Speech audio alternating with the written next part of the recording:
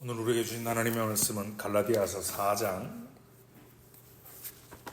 1절에서 7절의 말씀입니다. 신약성경 306페이지 갈라디아서 4장 1절에서 7절 306페이지 말씀입니다.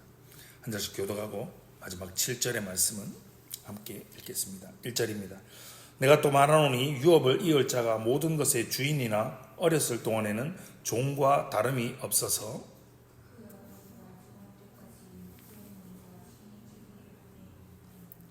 이와 같이 우리도 어렸을 때 이 세상의 초등 학문 아래에 있어서 종 노릇하였더니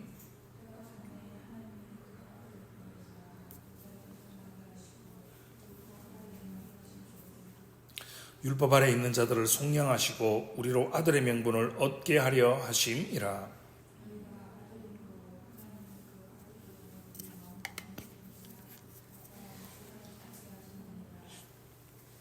함께 읽겠습니다. 그러므로 내가 이후로는 종이 아니요 아들이니 아들이면 하나님으로 말미암아 유업을 받을 자니라. 아멘. 갈라디아서 8번째 시간입니다. 오늘은 갈라디아서 4장 1절에서 7절의 말씀을 가지고 함께 살펴보며 하나님의 은혜를 나누고자 합니다. 여러분, 바울은 모든 사람들이 두 부류에 속해 있다라고 이야기를 했습니다. 첫 번째는 무엇이었습니까? 율법 아래 있거나, 두 번째는 예수 그리스도 안에 있거나, 이 두 부류에 속한다. 이 두 부류 중에 어느 부류에 속해 있다라고 말했습니다. 그러면서 이런 비유를 들고 있습니다. 큰 재산을 가지고 있는 부모가 있습니다. 그 부모의 재산을 물려받을 상속자가 있습니다. 그런데 그 상속자가 아직 어린아이인 겁니다. 그 부모의 재산을 상속받을 만한 그 나이가 아직 되지 않은 거죠. 언젠가 부모의 그 모든 재산은 그 상속자의 것이 될 것입니다. 그리고 그것을 확증하기 위해서 유언장에 기록되어 있고, 그리고 그것에서 실로 그는 이미 부모의 재산 모두가 자신의 것이라는 약속을 받았습니다. 그런데 그 아이는 아직 경험적으로, 체험적으로 자기 손에 아무것도 없는 거죠. 모든 재산이 아직은 그의 것이 아닌 거죠. 그가 아직 미성년자이고 그가 아직 어린 아이이기 때문입니다. 미성년자일 때는요, 그가 소유권상으로는 모든 재산의 주인이라고 할지라도 아직 그는 종보다 더 나을 것이 없습니다. 그는 후견인과 청지기 아래에 있기 때문이죠. 그들은 그에게 지시를 내립니다. 그리고 지도하고 그를 훈육합니다. 그는 속박 상태에 있는 거죠. 그에게는 자유가 없는 거죠. 그는 상속자이기 때문에 사실상은 주인임에도 불구하고, 하지만 어릴 때는 종과 별반 다름이 없는 겁니다. 하지만 그 기관, 그 때라는 것이 영원하지가 않습니다. 바로 그 아버지가 정한 때까지 이런 속박 속에 있을 거라는 겁니다. 오늘 본문의 3절의 말씀을 보시면 이와 같이 우리도 역시 마찬가지다라고 바울은 이야기하고 있습니다. 심지어 그리스도께서 오시기 전 아직 율법 아래 있을 때인 구약 시대에도 우리는 후사였습니다. 하나님이 아브라함에게 하신 약속의 후사였습니다. 하지만 우리는 아직 그 약속을 유업으로 받지 못하였습니다. 우리는 미성년 시절의 어린 아이와도 같았습니다. 우리가 어린 아이라는 것이 일종의 속박이었던 것입니다. 그렇다면 이 속박은 무엇입니까? 바로 율법에 대한 속박이었습니다. 율법은 우리의 초등교사였습니다. 그것으로부터 우리는 속량받을 필요가 있었습니다. 바울은 오늘 본문을 통해서 이 율법을 이렇게 표현하고 있습니다. 이 세상에, 3절에 뭐라고 되어 있습니까? 이 세상에 초등학문이다라고 이야기하고 있습니다. 그리고 이 초등학문을 뭐라고 표현하냐면 약하고 천박하다라고 이야기합니다. 여러분, 성경에 천박하다라는 표현이 있는데요. 천박하다는 뜻이 무엇입니까? 사전적 정의는 품이나 교양이 없고 수준이 낮다라는 뜻입니다.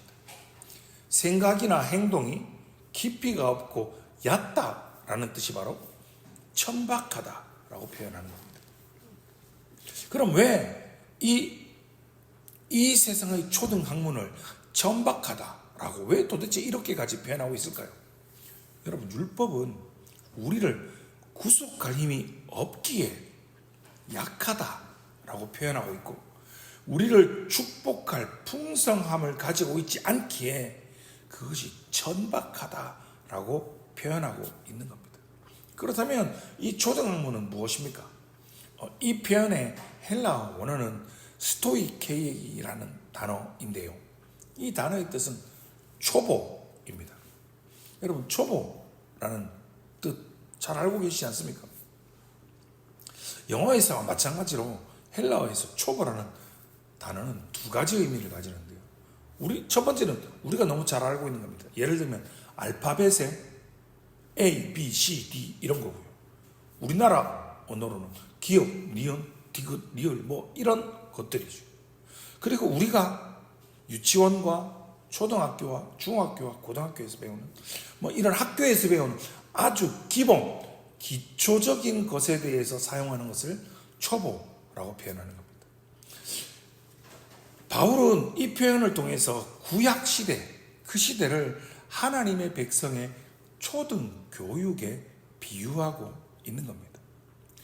초등학교 지나면 중학교로 진급하고, 중학교가 지나면 고등학교, 더 위에 상위 고등교육으로 올라가지 않습니까?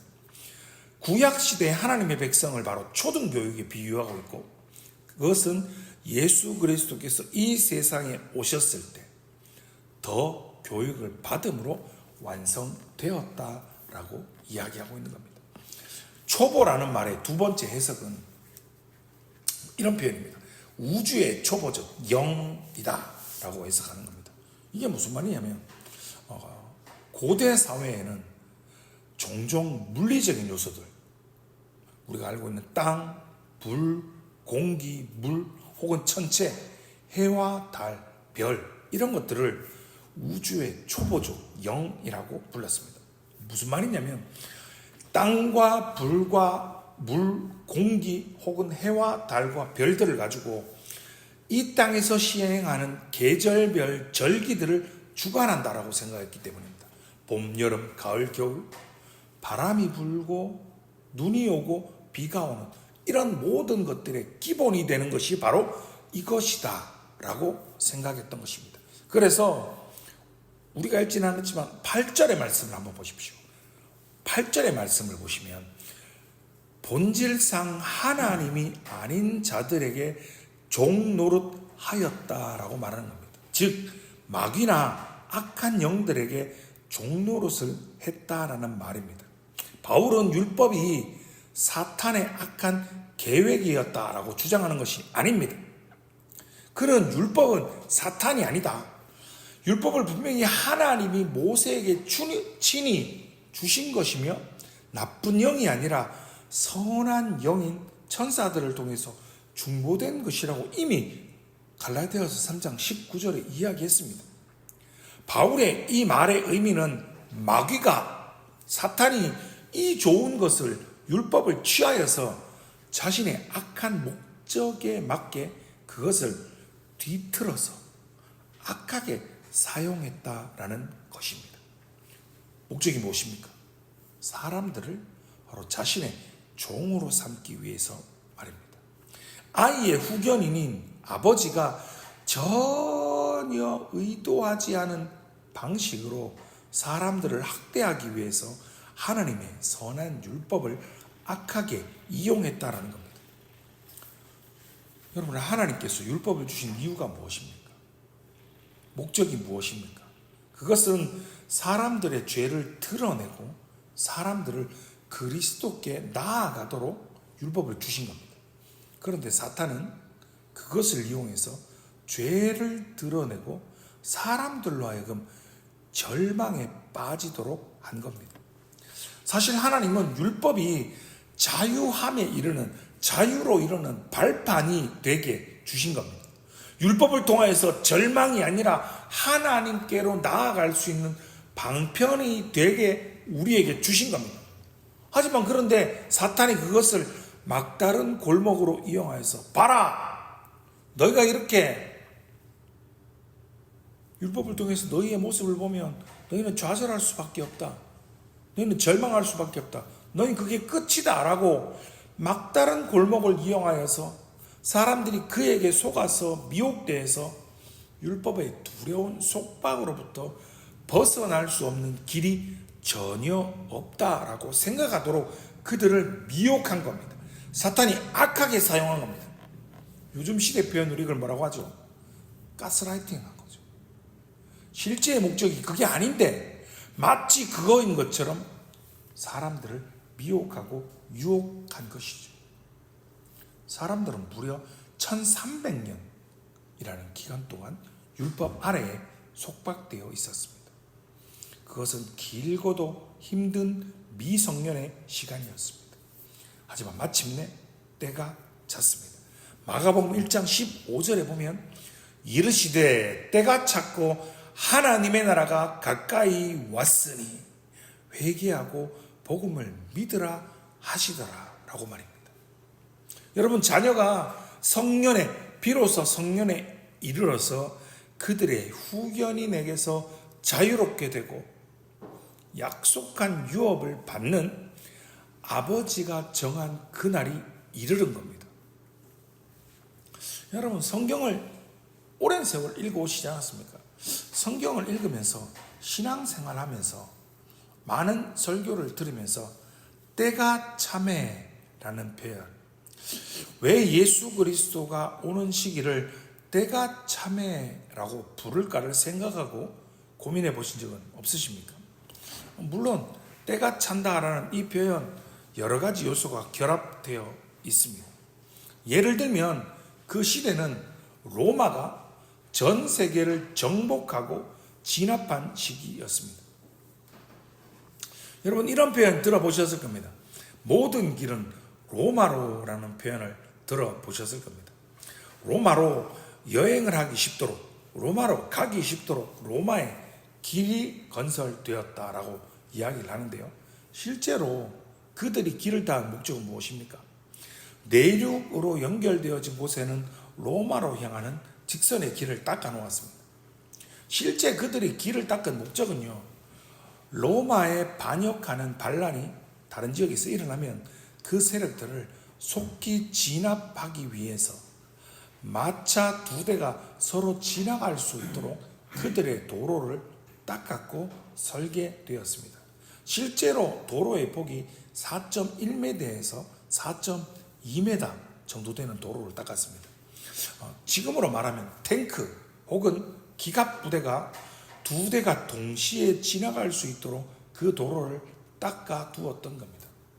그 길 덕분에, 로마가 길을 닦아 놓은 덕분에 복음을 전하려고 세계의 디아스포라 흩어져서 복음을 전하는데 그 길들이 아주 유용한 역할을 감당하게 되었습니다. 바로 때가 참에 때가 된 거죠.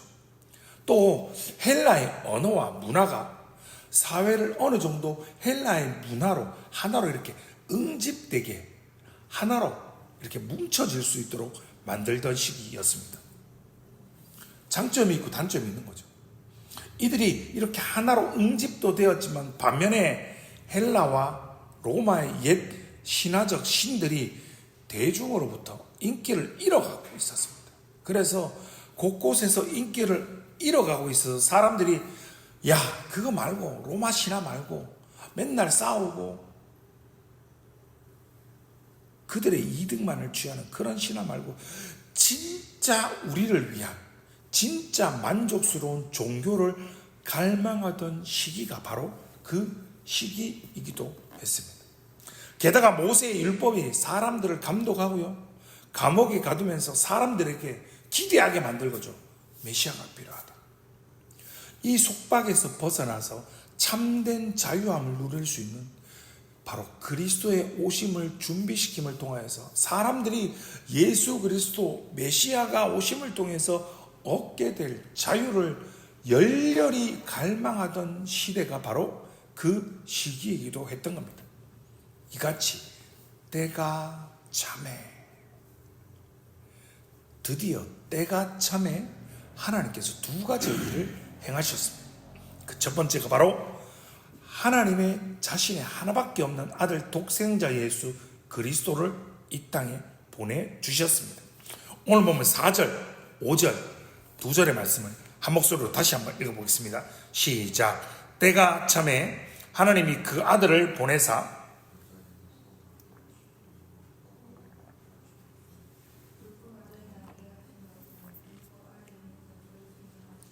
우리로 아들의 명분을 얻게 하려 하심이라. 아멘. 본문의 말씀을 다시 보십시오. 하나님이 이 땅에 예수 그리스도를 보내신 이유, 목적이 무엇이라고 본문은 말씀하고 계십니까? 속량입니다. 우리로 하여금 하나님 아들의 명분을 얻게 하심입니다. 다르게 표현하면 우리를 구속하고 우리를 값주고 다시 사와서 자신의 아들로 입양하는 것입니다. 종으로 살던 그저 종살이에서 구해주는 것뿐만이 아니라 아들로 삼아 주시는 겁니다. 속량, 구속이 어떻게 이루어졌습니까? 갈라디아서 1장 4절의 말씀을 다시 보십시오. 한 장을 넘겨서 갈라디아서 1장 4절의 말씀을 보십시오. 그리스도께서 하나님 곧 우리 아버지의 뜻을 따라 이 악한 세대에서 우리를 건지시려고 우리 죄를 대속하기 위하여 자기 몸을 주셨다라고 말하고 있죠. 구속은요, 속량은 예수 그리스도의 죽음을 통해서 우리에게 이루어진 겁니다. 그리고 3장 13절의 말씀을 다시 보십시오.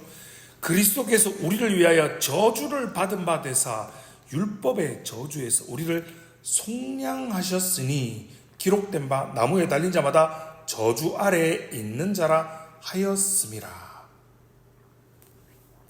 예수 그리스도의 십자가 죽음이 바로 저주를 담당하는 죽음이었던 겁니다. 여러분, 그런데 십자가에 못 박혀 저주를 감당하는 일, 그 죽음을 감당하기 위해선 그에 합당한 자격, 조건을 갖추고 있어야 합니다. 우리가 무슨 일을 할 때 그 일을 할 수 있는 자격, 조건이 필요한 것처럼 말이죠. 하나님이 우리를 속량하시기 위해서, 우리의 구속을 완성하시기 위해서 보내신 그 분이 그럴 만한 자격을 완벽하게 갖추고 계신 분이셨던 겁니다. 그분은 하나님의 아들이시죠. 그분은 또한 인간 어머니에게서 나셨죠. 그분은 신인양성, 그분은 신적인 분이실 뿐 아니라 완전한 사람이셨던 겁니다. 그리고 그분은 율법 아래에 나셨습니다. 유대인인 어머니에게서 유대민족으로 출생하셔서 유대인 율법에 종속되셨습니다. 그리고 그분은 이 땅에서 사는 동안 내내 율법의 모든 요구에 순종하였고 복종하셨습니다.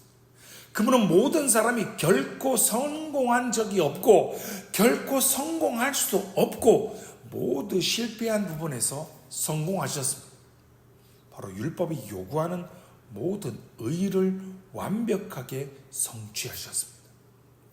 예수 그리스도의 신성, 예수 그리스도의 인성, 예수 그리스도의 의는 예수 그리스도 그분이 인류의 저와 여러분의 구속자가 되시도록 독특한 자격을 부여한 겁니다. 여러분, 예수 그리스도의 신성이 없었다면, 그분이 하나님의 아들이 아니셨다면 그분을 하나님을 위해 사람들을 구속하고 그들을, 저와 여러분을 하나님의 아들로 만드실 수 없었을 것입니다. 예수 그리스도의 인성이 없었다면, 그분이 사람이 아니었다면 그분은 사람들을 구속하실 수 없었을 것입니다. 예수 그리스도의 의가 없었다면, 그분이 완전하고 완벽한 의인이 아니었다면 그분은 불의한 저와 여러분을, 불의한 사람들을 구속하실 수가 없었을 것입니다.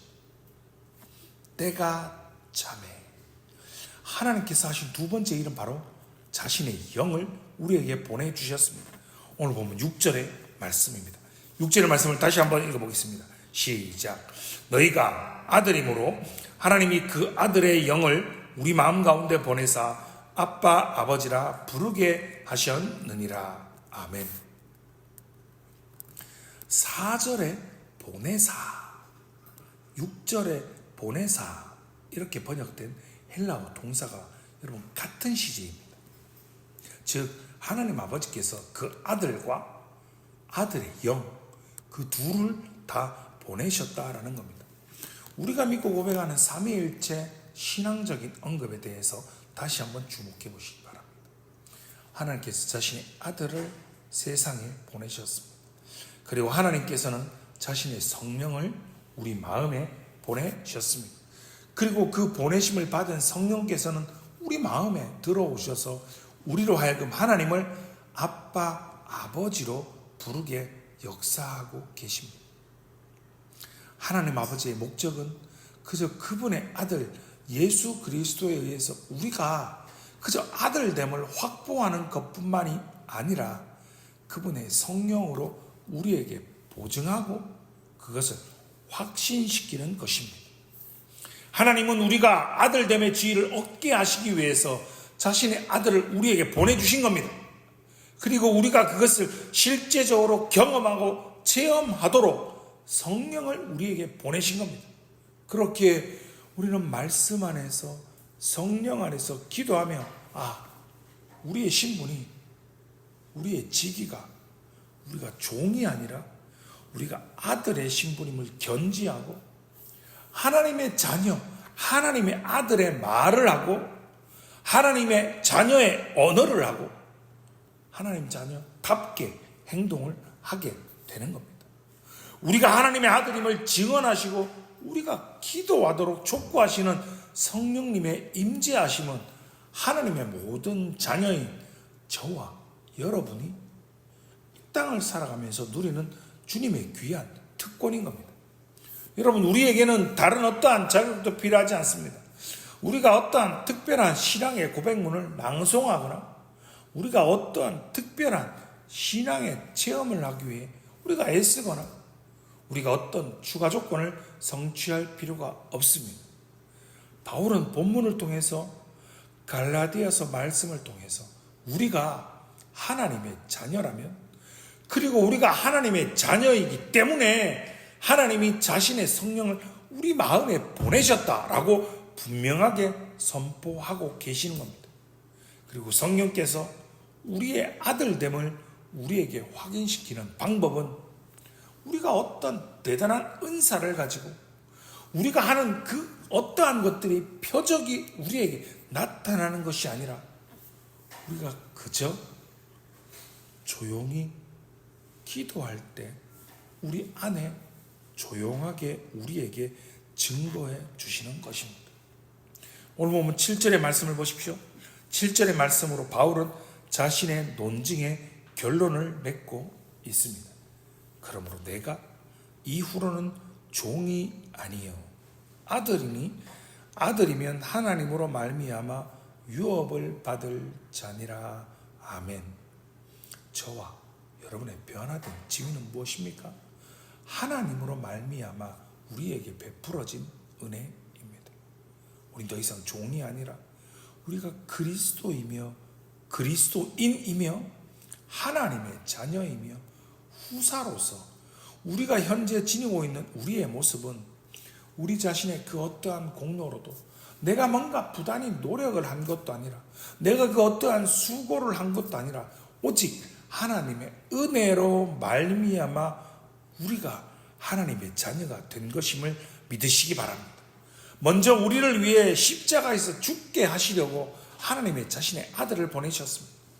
그리고 그 다음에는 우리 안에 사시도록 성령을 보내신 하나님의 주도적이며 주권적인 은혜로 말미암아 된 것입니다. 그렇게 여러분 조금도 의심하지 마십시오.